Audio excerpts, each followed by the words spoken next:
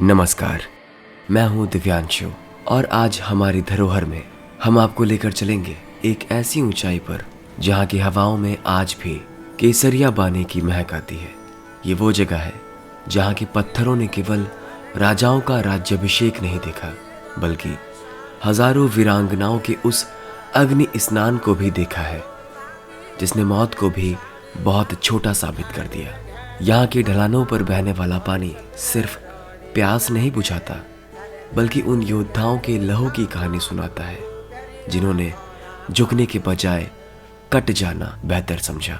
ये कोई साधारण किला नहीं, बल्कि भारत के स्वाभिमान का वो सबसे ऊंचा शिखर है जहां हार में भी जीत छिपी थी। यहाँ का त्याग इतना बड़ा है कि इतिहास के पन्ने आज भी इसे लिखते हुए कांप जाते हैं। तो हमारा आज का विषय है वो स्थान जो राजस्थान की वीर प्रसूता मिट्टी का हृदय है और जिसे किलों का सिरमौर कहा जाता है, चित्तौड़गढ़ किला।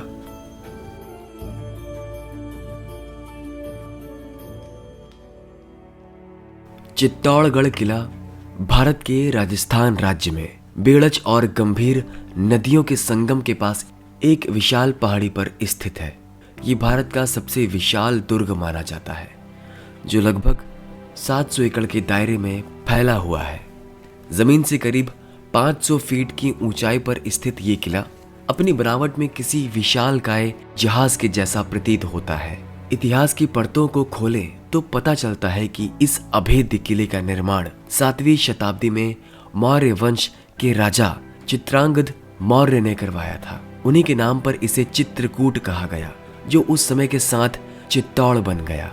8वीं शताब्दी में बप्पा रावल ने इस पर गुहिल राजवंश का परचम लहराया और तब से ये मेवाड़ की आन बान शान का केंद्र बन गया।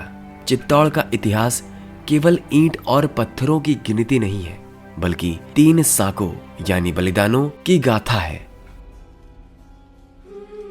पहला संघर्ष साल 1303 में हुआ, जब अलाउद्दीन खिलजी ने इस किले को घेरा। कहा जाता है कि रानी पद्मिनी के नेतृत्व में 16,000 महिलाओं ने धधकती ज्वालाओं में खुद को समर्पित कर दिया, जिसे इतिहास का सबसे बड़ा जौहर कहा जाता है। पुरुषों ने केसरिया बाना पहनकर अंतिम युद्ध किया। यह आत्मसम्मान की वो पराकाष्ठा थी जिसे दुनिया आज भी नमन करती है।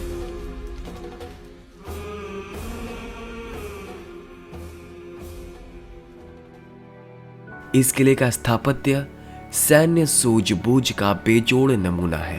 किले के भीतर प्रवेश करने के लिए 7 विशाल द्वार यानी पोल बनाए गए। पाडन पोल, भैरव पोल, हनुमान पोल और राम पोल जैसे द्वारों को पार करना किसी भी दुश्मन के लिए नामुमकिन जैसा था। किले के भीतर स्थित विजय स्तंभ कला का अद्भुत चमत्कार है। इसे महाराजा कुंभा ने अपनी जीत की याद में बनवाया था।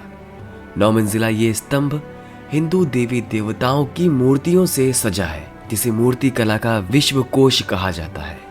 वहीं पास ही स्थित कीर्ति स्तंभ जैन धर्म के गौरव को दर्शाता है। चित्तौड़ सिर्फ युद्धों का गवाह नहीं रहा, ये भक्ति की तपोभूमि भी है।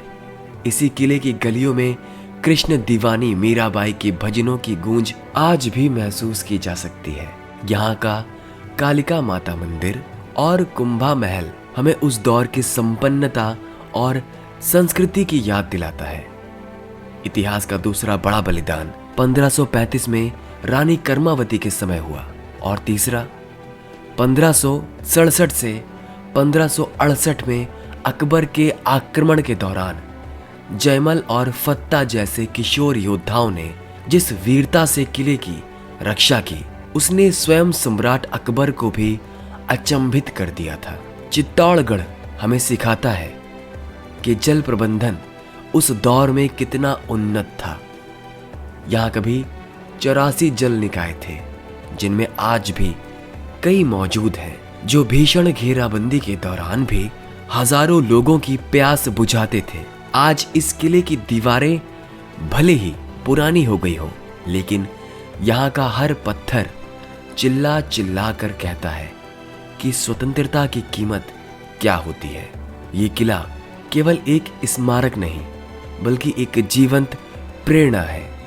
दोस्तों, जब तक ये प्राचीरें खड़ी हैं तब तक हमारा गौरव जिंदा है।